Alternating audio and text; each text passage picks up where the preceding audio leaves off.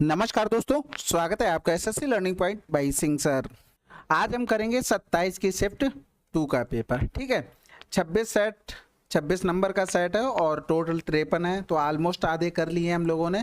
तो धीरे धीरे करके पूरा कवर कर लेंगे। आप अच्छे से प्रैक्टिस करते चलिए फिर स्टार्ट करते हैं, इसको भी फिनिश करते हैं। पहला सवाल कह रहा था, एक वस्तु का अंकित मूल्य उसके क्रय मूल्य से 60% अधिक है। यदि वस्तु पर 20 रुपए की छूट देने के बाद इसे 300 रुपए में बेचा जाता है तो लाभ परसेंटेज कितना है। देखो, क्रय मूल्य 60% अधिक है, तो अगर 100 हमने मान लिया सीपी, तो मार्क प्राइस कितना हो गया, 160 हो गया। कह रहा था 20 रुपए छूट देने के बाद इसे 300 रुपए में बेचा जाता है, यानी कि मार्क प्राइस पर हम 20 रुपए की छूट देंगे तभी तो ये 300 रुपए में बेचा गया, यानी कि मार्क प्राइस कितना रहा होगा, 320 रुपए रहा होगा। तो हमसे पूछा गया लाभ परसेंटेज। तो सबसे पहले तो एक चीज देखो, अगर हम यहाँ पर देखें तो इसका मान 320 दिया गया था, कै गुना दिया गया था, 2 गुना। अगर हम इसका देखें तो इसका 2 गुना 200 रुपए हो गया। 200 रुपए की चीज क्या हुआ था, बेची कितने में गई, 300 में। भाई 200 की चीज 300 में बेचेगी, प्रॉफिट कितने का ले लिया हमने, 100 रुपए का। किस पर ले लिया, 200 पर, गुणे में 100 कर देंगे, यानी कि आंसर क्या आ गया, 50%। अगला सवाल, 5 संख्याओं का औसत 75 है। प्रथम 2 संख्याओं का औसत अंतिम 3 संख्याओं के औसत का 6 गुना है। प्रथम 2 संख्याओं का योग क्या होगा। कह रहा था प्रथम 2 संख्याओं का औसत। अब जैसे मान लो A B C D E हो गई, प्रथम 2 संख्याओं का औसत यानी कि ये रहा, और अंतिम 3 संख्याओं के औसत का 6 गुना है। अगर हम इसका सम लिखें तो ये 6 दूनी 12 और ये 3 एकम 3 हो जाएगा, यानी कि 12 तिया 15 हो गया। अगर हम देखें तो 15 का मान कितना दिया था, 75 गुणे में 5 दिया गया था। हमें प्रथम 2 अंकों का सम निकालना था, तो भैया वो तो यहाँ से निकल आएगा ना 12 बराबर। तो 12 बराबर निकालेंगे, यहाँ पर 15 पना 75 25 गुना हो रहा था, इसका 25 गुना हो रहा था, इसका भी 25 गुना, तो 12 पंजे 60, 12 दूनी 24 और 6 30, यानी कि 300 आंसर।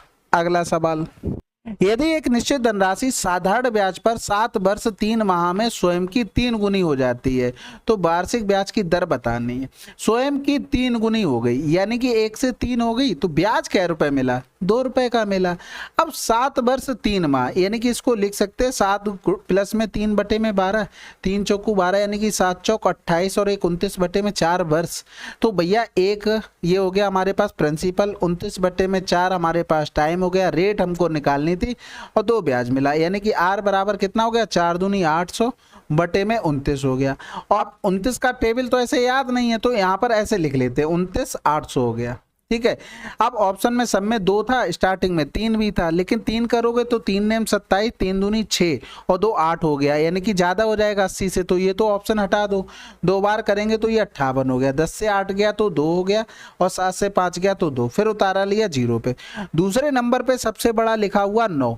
अब 9 लिखा हुआ है, अगर मान लो हम 30 में गुणा करते हैं 9 का, तो 9 तिया 27 270, और 9 एक माइनस कर दो, यानी कि बचा कितना, 261 बचा, यानी कि ये तो 220 से ज्यादा है ना, तो 9 वाला तो नहीं हो सकता। 7 का करेंगे, 7 नेम 63, ये जा सकता है, 7 नेम 63 हाथ से लगा 6, 7 दूनी 14 और 6 20 हो गया, भाग चला गया, आंसर लगा दो।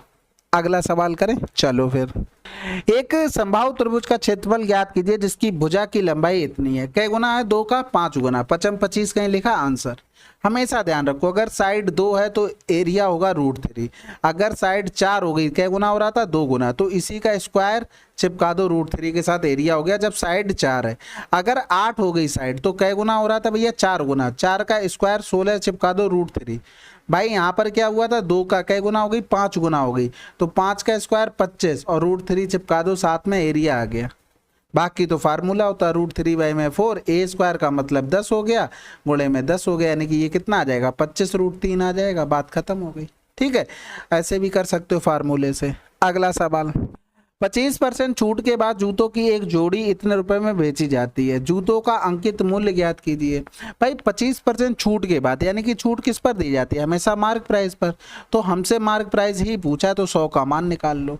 तो इधर 25 तिया 75 हो गया, 25 चौकू 100 हो गया, इधर करेंगे तो 3 त्रिका 9, 3 दूनी 6 हो गया, 0 4 दूनी 8, 4 तिया 12। अगला सवाल, 3 संख्याएं 3 5 8 के अनुपात में है। यदि सबसे बड़ी और सबसे छोटी संख्या का योग इतना है तो सबसे बड़ी और सबसे छोटी संख्या का अंतर क्या होगा। 3, 5 और 8, यानी कि सबसे बड़ी और सबसे छोटी। 8, 3, 11, 11 बराबर में 8800। सबसे बड़ी और सबसे छोटी का अंतर, यानी कि 8 से 3 गया 5 बराबर, हमको ये भी निकालना था। तो ये 11 8 88, यानी कि ये 800 गुना हो गया, इसका भी 800 गुना कर देंगे तो कितना हो गया 4000। अगला सवाल, what is the value of this. बहुत आसान है, 4 3 7 हो गया। तो सबसे पहले ऑफ को सॉल्व करें, गुणाई करना है, कुछ करना ही नहीं है। 21, 9 एकम 9, 9 दूनी 18 हो गया। इधर 7 7 नेम 63 हो गया। 18 सत्ते 126 और 6 132 हो गया। अगला सवाल, एक शर्ट इतने डॉलर में 20% की हानि पर बेची गई। शर्ट का क्रय मूल्य बताना है। 20% की हानि पर, यानी कि अगर क्रय मूल्य 100 है तो 20% की हानि करेंगे तो इसमें 20% बचा कितना 80%, यानी कि यही 80 का मान हमें दिया गया था 40 और हमसे पूछा गया था 100 का मान। तो ये इसका कितना हो गया, आधा हो गया, यानी कि 1/2। तो इसका भी 1/2 कर देंगे तो आंसर 50। अगला सवाल, यदि मूल्य में 24% की कमी की जाती है तो उपभोग में कितने % की वृद्धि की जानी चाहिए ताकि व्यय अपरिवर्तित रहे। भाई 100 से क्या हो गया 24 की कमी, यानी कि ये 76 हो गया। अब 24 ही बढ़ाना पड़ेगा किससे, 76 से, तभी ये सेम आ पाएगा। नहीं समझ में आया होगा। देखो मूल्य में क्या हुआ, इतने की कमी हो गई। खपत हमने मान ली पहले 76 थी तो ये 100 रही। अब इनका गुणा करोगे, इनका गुणा करोगे, दोनों बराबर ही तो आएंगे। तो वही तो बोल रहा था अपरिवर्तित रहे, इसीलिए हम देखो अब यहाँ से यहाँ कर दो, चाहे यहाँ से यहाँ वही चीज कर दो, तो 24/76 गुणे में 100 कर सकते हैं ना। बस इतना ही तो खेल होता है। 4 छंग 24 हो गया, 4 एकम 4 हो गया, 3 बचा, 4 नेम 36 हो गया, यानी कि 600/19 हो गया। अब देखो 19 दूनी 38, 19 तियां 57 तक जा सकते हैं ना। बात खत्म हो गया। एक ही ऑप्शन 3 से स्टार्ट हो रहा था, 3 बचा था, फिर 19 एकम 19 ही करना पड़ता। ठीक है। अगला सवाल, एक बाइक के मूल्य में 25% कमी की गई और फिर इतने % की वृद्धि। तो बाइक के मूल्य में कितने % की वृद्धि, 25 की कमी 50 की वृद्धि, प्लस माइनस माइनस 25 गुणे में 50/100 हो गया। तो इधर कर देंगे 25 पंजे 125, 12.5 आ जाएगा।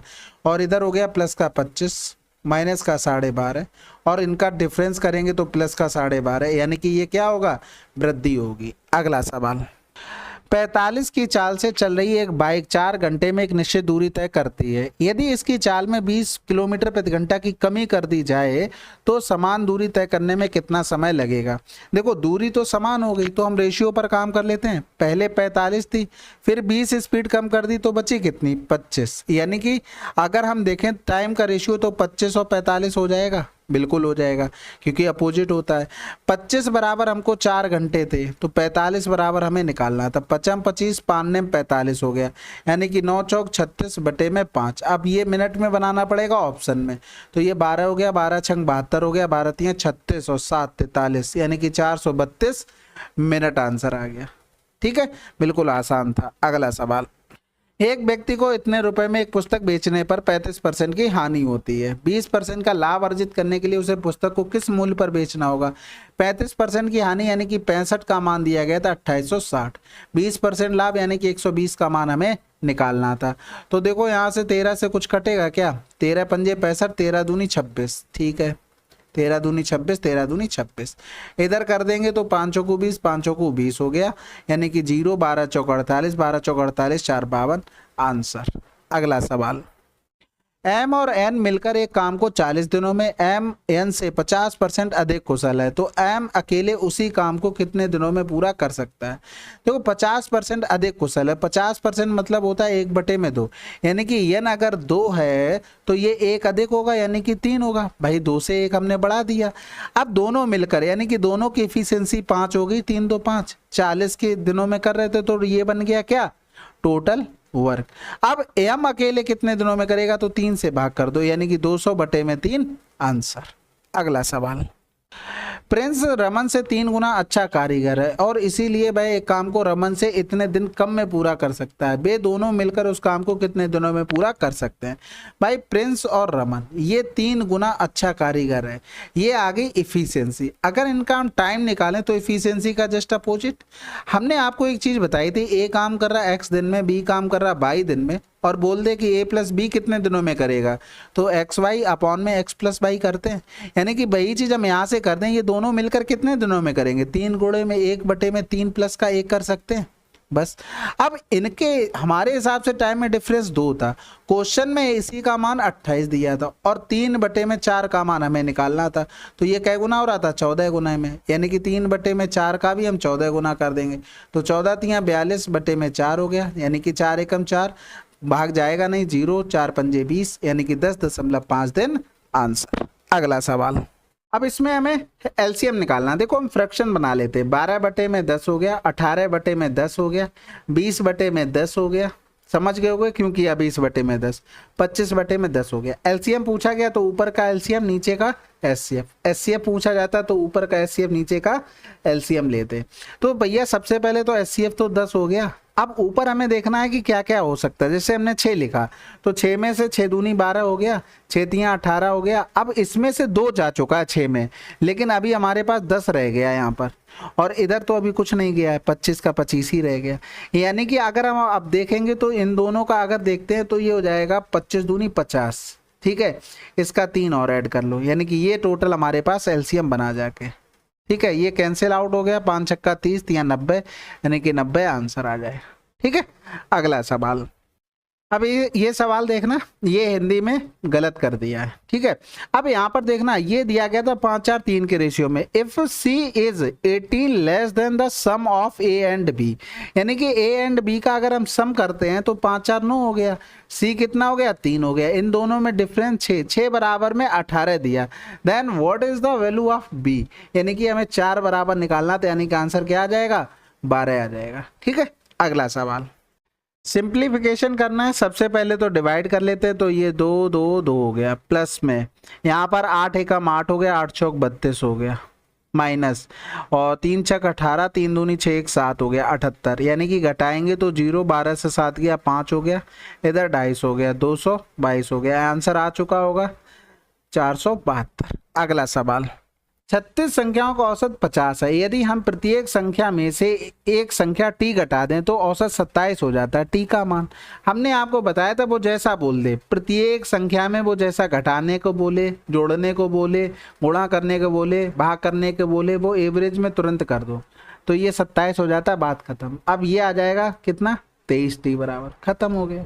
अगला सवाल, कितनी वार्षिक दर से 33,000 पर 2 वर्षों में इतने का वार्षिक रूप से संयोजित चक्रवृद्धि ब्याज प्राप्त होगा। तो सबसे पहले तो प्रिंसिपल हमको दिया था 33,000, ठीक है, और यहाँ पर सीआई हमको दे दिया था 31,680। सबसे पहले तो रेशियो ही बना लेते हैं, 11 से काटेंगे, 11 तियाँ 33 हो गया, 11 दूनी 22 हो गया, 9 बच गया, और 11 अट्ठे 88 हो गया, 8 बच गया, फिर 8 बार चला गया, इधर 4 सत्ते 28 हो गया, 4 पंजे 20, 4 सत्ते 28, 4 दूनी 8 हो गया, फिर कटेगा 3 दूनी 6 हो गया, 25 तियाँ 75 कर देंगे तो ये 24 तियाँ 72 हो गया। यानी कि ये प्रिंसिपल और अमाउंट लिखेंगे तो प्रिंसिपल 25 रहा, इन दोनों का सम 5 4 9, 2 2 4 49 हो गया, यानी कि ये 5 का स्क्वायर हो गया, ये 7 का स्क्वायर हो गया। तो हमें पता है कि भाई रेट दी जाती है, रेशियो बनाते हैं, जो प्रिंसिपल और अमाउंट का रेशियो बनता है तो इसका स्क्वायर रूट ले लेते हैं, क्योंकि हमसे 2 वर्ष का बोला गया इसलिए हमें ये करना पड़ा, ठीक है। तो ये 5 और 7 रहा होगा, कितना बड़ा 2, 2 बटे में 5 गुणे में 100, यानी कि 40% आंसर आ गया, ठीक है। बस प्रैक्टिस अच्छे से कर लो, सवाल तो हो ही जाने आपसे।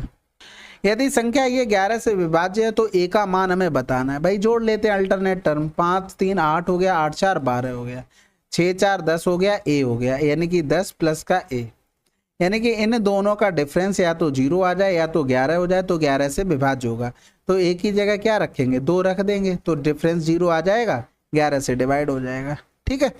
चलिए फिर हमारे ये 27 की सेकंड शिफ्ट के ये 20 क्वेश्चन थे, आप लोगों ने अच्छे से इसको फिनिश किया। मैं आशा करता हूँ कि आप प्रैक्टिस कर रहे होंगे और कम से कम पेन चलाने की कोशिश कर रहे होंगे। चलो फिर मिलते हैं अगले वीडियो में, तब तक के लिए जय हिंद जय भारत।